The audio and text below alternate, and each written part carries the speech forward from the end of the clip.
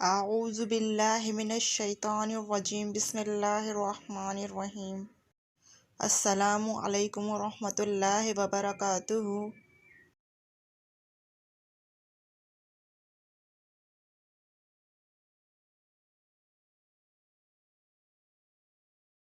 آج کا ہمارا عنوان ہے جلال الدین خلجی، جو خلجی سلطنت کا دوسرا بادشاہ اور جلال الدین خلجی کا بھتیجا تھا۔ تو آئیے چلتے ہیں ویڈیو کی جانب۔ علاء الدین خلجی۔ علاء الدین بادشاہ جلال الدین کے بڑے بھائی شہاب الدین مسعود کے گھر پیدا ہوئے اور ان کا نام علی گرشب رکھا گیا۔ جلال الدین اسے اپنے بیٹوں سے بھی بہت عزیز رکھتا تھا، مارنا تو درکنار، کبھی تیز نگاہ سے بھی اس کی طرف نہ دیکھا تھا۔ جس طرح عموماً امیروں کے بچے لاڈ پیار میں ایک حرف بھی نہیں پڑھ کر دیتے، اسی طرح یہ بھی خالی ہی رہا اور خزانہ علم سے بہرہ نہ ہو سکا۔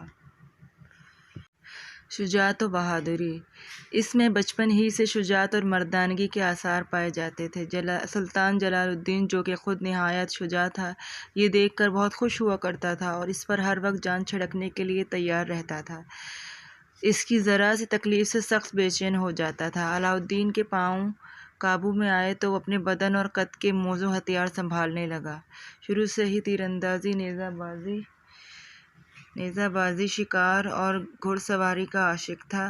سن تمیز کو پہنچنے تک تمام فنون سپہ گیری میں وہ مہارت اور کمال پیدا کیا۔ جلال الدین چچا اپنے نونہال کے حرکات و سکنات کا مشاہدہ کر کے باغ ہوتا تھا، مگر یہ خبر نہ تھی کہ جو دیکھ رہا ہے یہی میری موت کا سامان ہے۔ علاء الدین خلجی کو کڑا کی بغاوت کو کامیابی سے کچلنے کے بعد وہاں کا گورنر بنا دیا گیا تھا۔ اس کے بعد قرب و جوار کے علاقے کو دہلی سلطنت میں ملانے پر ان علاقوں کا بھی ذمہ دار بنا دیا گیا۔ اس سے قبل علاء الدین کو سلطنت کا امیر تزک یعنی جشن کا ذمہ دار بنایا گیا تھا، اور بادشاہ نے اپنی ایک بیٹی کی شادی اپنے ایک بھتیجے علاء الدین سے کی، جبکہ دوسری بیٹی کی شادی دوسرے بھتیجے اسلم بیگ سے کی، جو کہ علاء الدین کا سگا بھائی تھا۔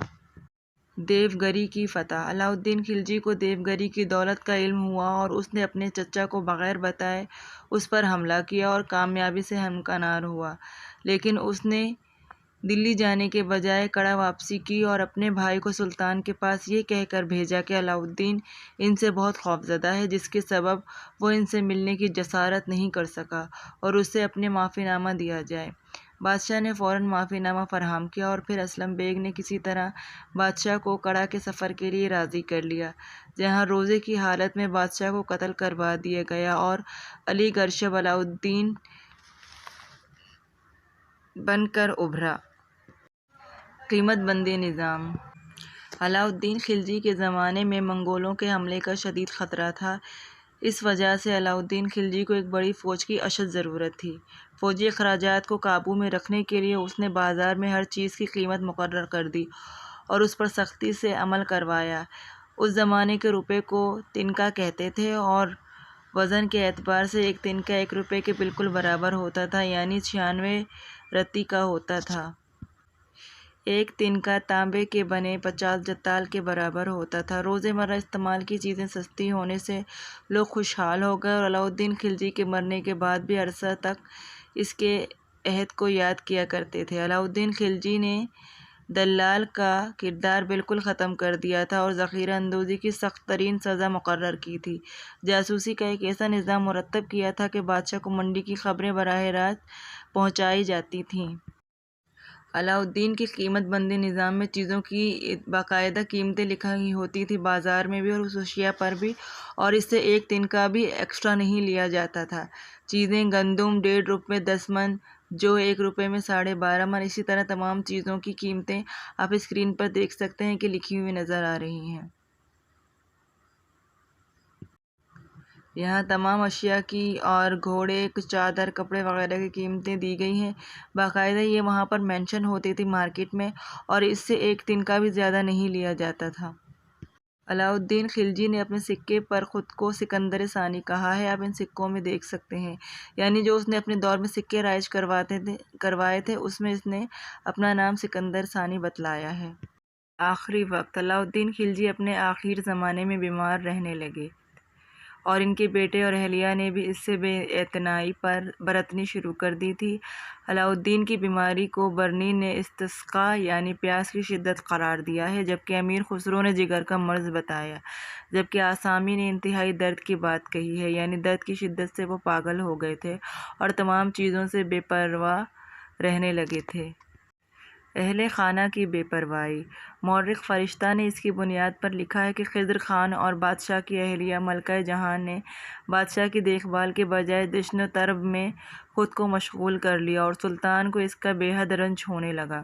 بڑے بیٹے خضر خان سیر و تفریح اور جشن و طرب کی محفلیں سجانے لگا۔ پولو کھیلنا اور ہاتھی کی لڑائی کرانا اس کا مشغلہ بن گیا، اور اس کی وجہ سے بہت سے بے جا ساتھی اس کے پاس جمع ہونے لگے۔ امیر خسرو نے اپنی خضر خان پر لکھی اپنی تصنیف میں اس بات کا ذکر کیا ہے کہ اگرچہ بادشاہ نے انہیں ولی عہد مقرر کر دیا تھا، لیکن ان میں بہت سی اخلاقی گراوٹ آ گئی تھی۔ علاء الدین کی وفات۔ علاء الدین نے یہ سب دیکھ کر ولی عہد کو معزول کر دیا اور ملک کافور کو طلب کیا، لیکن جب ملک کافور نے بادشاہ کی حالت دیکھی تو وہ بھی حکومت قائم کرنے کی فکر میں لگ گیا۔ ملک کافور واضح رہے کہ علاء الدین خلجی کا غلام تھا، جس کی فوج کا سپہ سالار بھی تھا۔ کہا جاتا ہے کہ وہ خواجہ سرا تھا، اور کبھی کبھی یہ کہا جاتا ہے کہ وہ خواجہ سرا نہیں تھا بلکہ اس کو خود خواجہ سرا بنایا گیا تھا، یعنی ٹرانسجینڈر کر کے کسی طرح سے اس کو وہ خواجہ سرا بنایا گیا تھا، حالانکہ حقیقت میں وہ خواجہ سرا نہیں تھا۔ مورخ آسامی کے مطابق آخری دن ملک کافور نے بستر مرگ پر بادشاہ کے حضور فوجی افسروں کو پیش کیا، جہاں یہ فیصلہ کیا گیا کہ شہاب الدین عمر، جو کہ رام دیو کی بیٹی جیتاپلی کے بطن سے پیدا ہوا تھا، بادشاہ بنایا جائے گا۔ شہاب الدین اس وقت تقریباً 6 سال اور 6 ماہ کا تھا، اس لیے کہ اس کے نام پر امور حکومت ملک کافور کے ذمہ ہوگا، یعنی اس بچے کی تاج پوشی کر کے تمام امور سلطنت ملک کافور کے ہاتھ آ جائیں گے۔ بادشاہ کی حالت بگڑتی گئی اور اس کے منہ سے ایک لفظ نہ نکلا، اور ان کی خاموشی کی حامی مان کر شہاب الدین کو ان کا جانشین قرار دیا گیا۔ اور پھر اسی رات دیر گئے 4 جنوری 1316 کو بادشاہ نے آخری سانسیں لی، اور ملک کافور نے بادشاہ کی انگوٹھی نکال کر سنبل کو تھمائی، جو کہ اس بات کا اختیار تھا کہ وہ فوری گوالیار جائے اور قلعے کی ذمہ داری سنبھالے، اور واپسی سے قبل بادشاہ کے بڑے بیٹے خضر خان کو نابینا بنا دیا جائے۔ اور یہ سب ہونے کے دوران ایک بار پھر سے دہلی سلطنت کا خلفشار کا شکار ہو گیا۔ اگر آپ کو ہماری یہ ویڈیو اچھی لگے تو پلیز لائک، شیئر اور کمنٹ کرنا مت بھولیے گا، اور ہماری مزید ویڈیوز دیکھنے کے لیے سبسکرائب کے بٹن پر کلک کیجیے۔ شکریہ۔